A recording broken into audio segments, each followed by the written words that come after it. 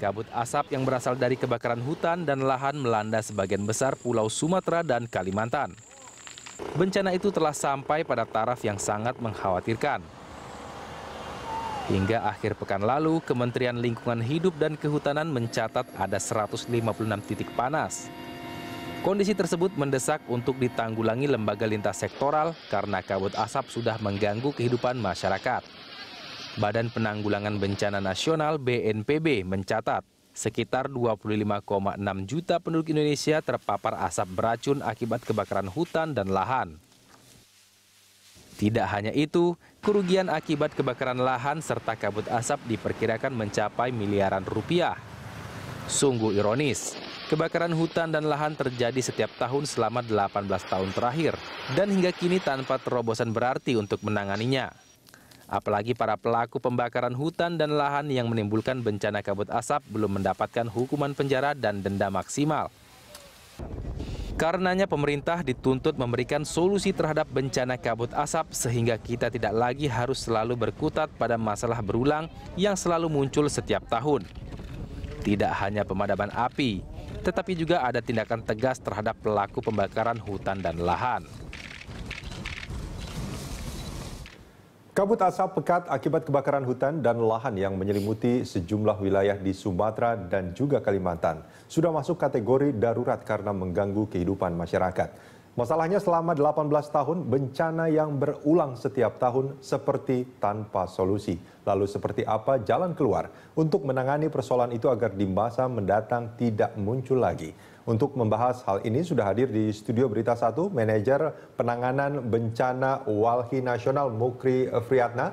Dan kami juga mengundang Anda untuk memberikan komentar lewat SMS ke 0811-833-551 atau melalui pesawat telepon di nomor 021 52900 atau 021 52900 Sebelum ke narasumber, kita simak grafik berikut ini. Ini ada sebaran titik api atau hotspot istilahnya ya, Kang Mukri ya. Ini di Jambi ada 48 titik api, ini data hari Minggu. Di Sumatera Selatan ada 92 titik api, di Riau ada 3, di Bangka Belitung ada 8, ini di Pulau Sumatera.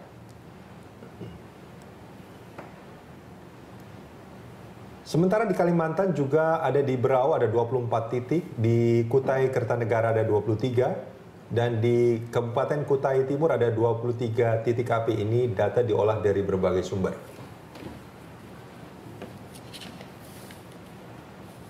Ya, saya langsung ke Kang Mukri. Kang, ini kalau kita bicara soal titik api, ini data valid ini bisa dikatakan seperti itu ya, banyaknya ya. Nah, Kang Mukri ini baru kembali dari sana, dari Kalimantan atau dari Sumatera? Dari Kalimantan. Dari Kalimantan. Itu kondisinya seperti apa sebetulnya, Kang?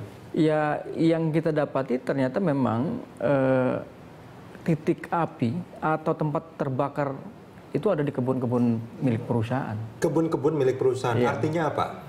Ya, satu memang ada yang terbakar itu karena dia proses pembukaan lahan, itu yang kelihatan. Yang kedua memang tidak bisa kami tunjukkan langsung, tetapi di lokasi itu yang terbakar.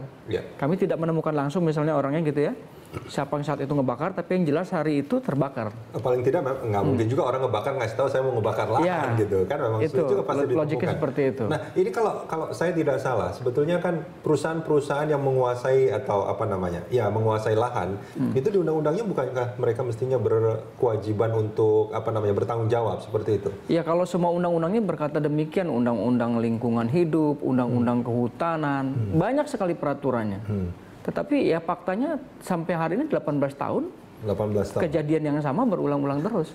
Dan yang patut diingat adalah bahwa situasi sampai dengan 18 tahun ini terkait dengan bencana kebakaran hutan dan lahan ini merupakan satu tindak pelanggaran HAM dan yang mengarah sudah ke pelanggaran konstitusi. Maksudnya seperti apa, Kang? Kenapa? Ya karena ada jutaan orang, paling tidak per tahun itu mencapai 1 juta jiwa, orang yang terkena langsung. Ini maksudnya per tahun itu atau saat ini? Per tahun. Per tahun ya? Ya, misalnya setiap terjadi kebakaran, itu mencapai 1 juta paling tidak orang yang langsung terkena penyakit ISPA, iritasi mata dan paru-paru hanya karena asap. Artinya apa? Artinya bahwa setiap korban tersebut tidak mampu terpenuhi hak atas lingkungannya. Yang sehat gitu ya? Yang sehat ini dan bersih. Kalau menurut data kami ini sekarang ada sekitar 25,6 juta jiwa yang terpapar asap. Iya, itu yang terpapar ya. Ya maksudnya gini, yang terpapar itu. Contoh di Bengkulu. Bengkulu itu nggak kebakar. Tetapi api yang berasal dari salah satu kabupaten di Provinsi Sumatera Selatan itu yang menyebar ke sana. Artinya sebetulnya bukan hanya daerah-daerah yang tidak ada lahan api yang terus terbakar, aman gitu ya. terus aman. Iya. Ini semua tempat bisa akan terpengaruh. Iya, kalau Riau itu sudah pasti kayak Kepulauan Riau yang menjadi berisiko. Iya. Ini kalau menurut catatan kami, ini di Sumatera paling tidak 80% wilayah Sumatera itu terpapar. Iya, betul. Itu betul? Betul.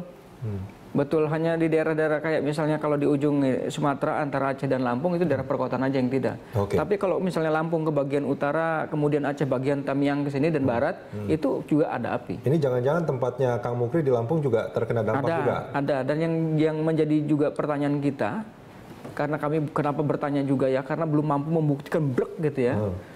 Karena lokasinya itu berulang-ulang.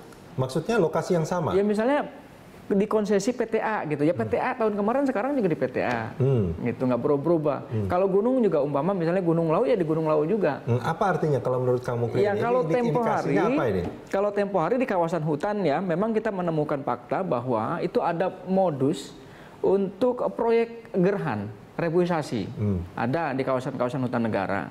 Tapi kalau kemudian untuk di perkebunan itu yang belum kita temukan kecuali satu hal, untuk kepentingan klaim asuransi. Karena asuransi? Iya, karena kan orang bisa bantah, masa sih mau bakar kebunnya sendiri? Kan gitu. Ya kenapa kemudian dilakukan? Ya pertama harganya lagi turun. Harga sawit, belum konflik agrarianya, konflik tanah itu berlangsung sampai hari ini banyak tempat. Nah ini maaf, tadi kalau motif-motif, bicara motif, ada asuransi, ada ini biasanya motif yang ditemukan oleh Walhi itu apa saja? Ya, yang umum itu memang dia pembukaan lahan, yang umum. Tapi kalau misalnya di lokasi yang kok sudah ada kebunnya, masa sih mau bakar punya kebun sendiri kan gitu? Pasti akan dibantah oleh publik. Ya faktanya memang demikian. Kepentingannya apa? Klaim asuransi. Klaim asuransi. Itu memang ada datanya artinya. Dan bukan cuma data ini, kita waktu menggugat tahun kedua, 2013 kita menggugat terkait duga asap, 2014 saksi ahli itu menyebutkan bahwa ini modusnya adalah untuk klaim asuransi. Untuk klaim asuransi. Dan itu memang artinya gini, ketika itu modusnya ada klaim, motifnya klaim asuransi, perusahaan tersebut yang memang sengaja membakar itu memang mendapatkan asuransi karena kebakaran lahannya. Seperti itu kan? Kalau kita masih ingat misalnya Gubernur hari ini Riau yang sudah dipidana, yang sudah dipenjara oleh KPK ini, salah satu tim ahlinya itu kan juga melakukan tindakan yang sama di Riau, membakar kawasan hutan. Jadi persoalan-persoalan ini sebetulnya banyak terjadi di tempat lain juga. Dia ngebakar, kemudian mengalihfungsikan kawasan hutan, modus-modus ini yang terjadi. Sampai sekarang itu masih terjadi? Sampai sekarang. Kenapa menurut Anda ini terjadi? Apakah? Ya karena biaya politik tinggi ya, biar gimana pun itu soal yang paling nyata. Kalau mungkin pendapat saya kurang benar, bisa nanti saksinya yang pakarnya misalnya pakar politik gitu ya. Atau tanya langsung kepada KPK, benar tidak pendapat saya. Kang Mukri, kita jeda sebentar, kita akan lanjutkan ini di segmen berikut.